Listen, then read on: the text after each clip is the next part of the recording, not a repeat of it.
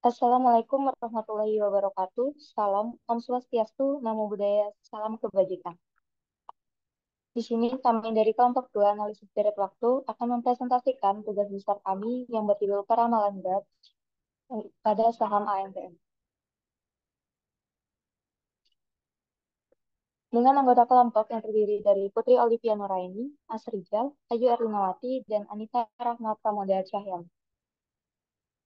Untuk latar belakangnya sendiri, PT Aneka Tambang Tbk atau ANTM merupakan perusahaan yang bergerak dalam bidang pertambangan simpanan alam, manufaktur, perdagangan, transportasi, dan jasa terkait lainnya.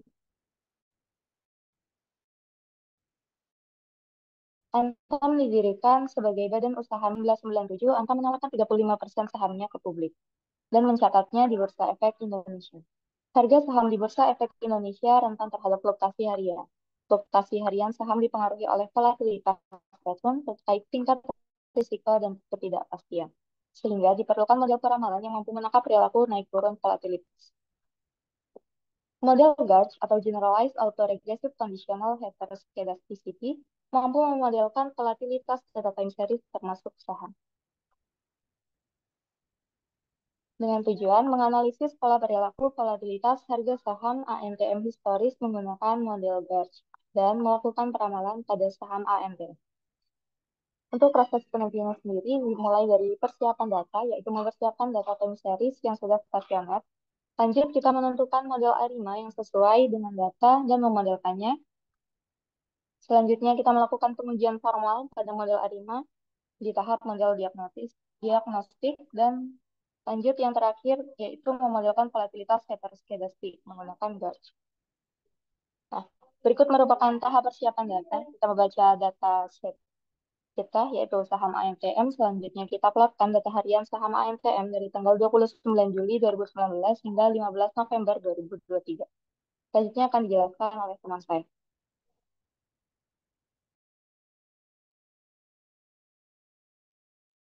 Baik, selanjutnya adalah langkah men-split data.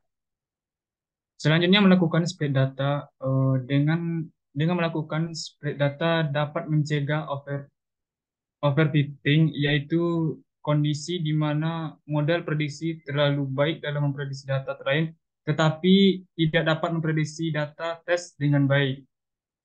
Pada kasus ini, data lain digunakan untuk melatih model prediksi GARS.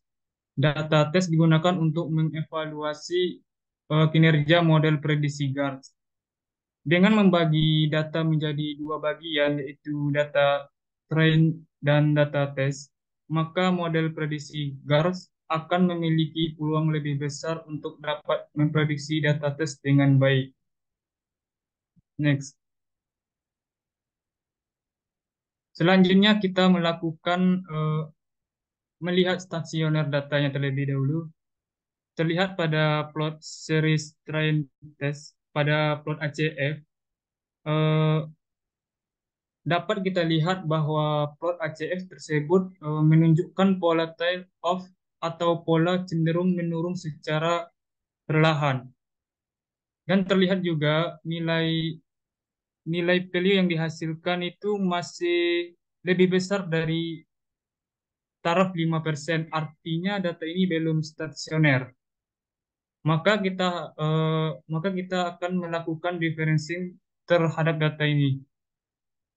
Nah, plot sebelahnya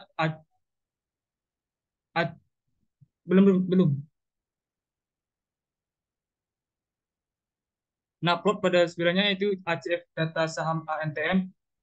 Eh, Setelah itu plot yang kita telah melakukan differencing.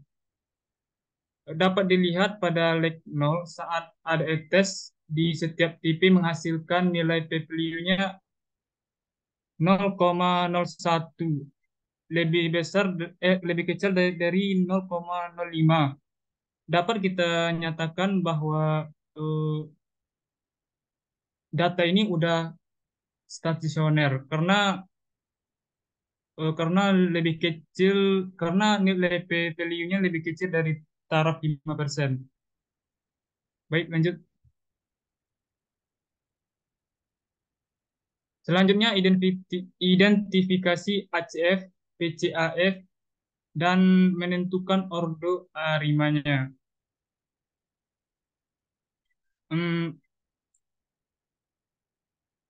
Berikut adalah langkah untuk menentukan ordo modelnya berdasarkan plot ACF dan PACF serta hasil model-model ARIMA sebagai berikut didapatkan ARIMA 101,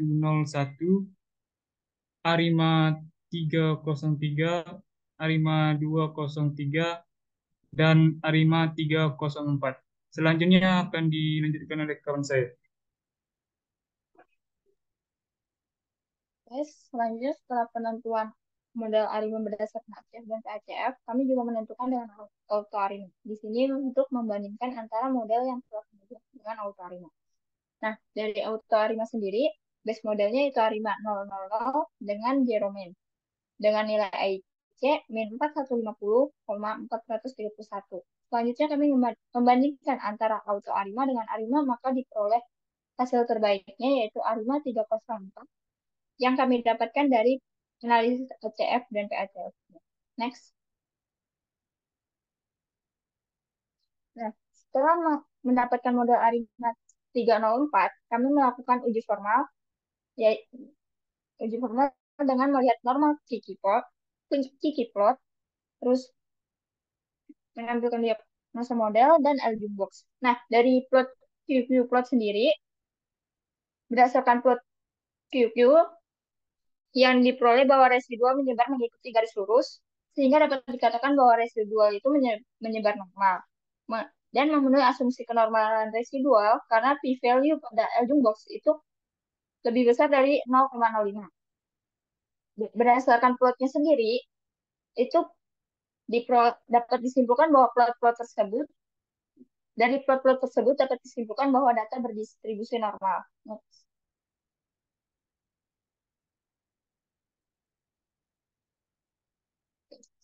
Setelah pemodelan diagnostik yang menyatakan bahwa data berdistribusi normal, maka kita lakukan penentuan GARS.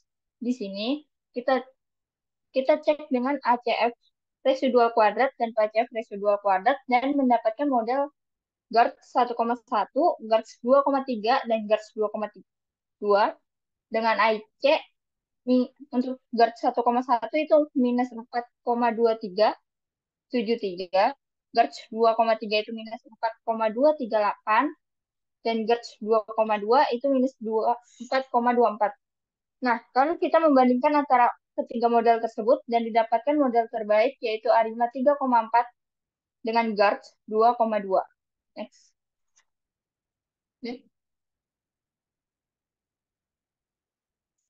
Selanjutnya akan dijelaskan oleh teman saya.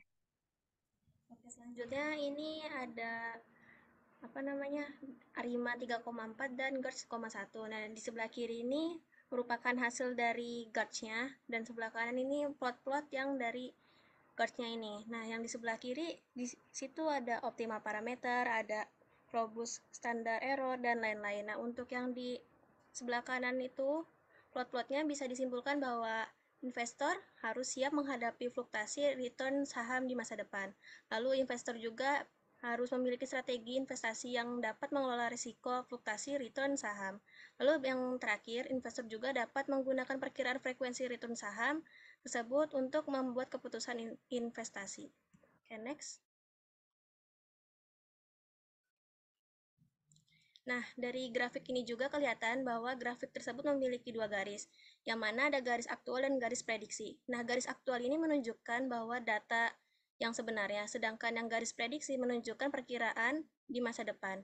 Garis prediksi dikelilingi oleh dua garis putus-putus, yaitu garis batas 1 min sigma. Garis batas 1 min sigma menunjukkan tingkat akurasi perkiraan. Dan dari belum. Dan dari plot tersebut juga, saham Antam ini kemungkinan besar juga akan terus meningkat di masa depan, yang mana hal ini menjadi peluang yang besar bagi investor untuk berinvestasi di saham Antam. Oke, next. Jadi kesimpulannya, berdasarkan dari peramalan, dapat disimpulkan bahwa model ARIMA 3,4 dengan GERD 1,1 mampu menangkap pola volatilitas yang ada pada data. Model GERD dapat memperkirakan nilai aktual dengan cukup akurat dengan peramalan kemungkinan akan berada dalam rentang antara min 0,06 dan 0,06. Baik, sekian dari presentasi kelompok kami. Apabila ada kesalahan kami mohon maaf. Dan kami akhiri. Wassalamualaikum warahmatullahi wabarakatuh.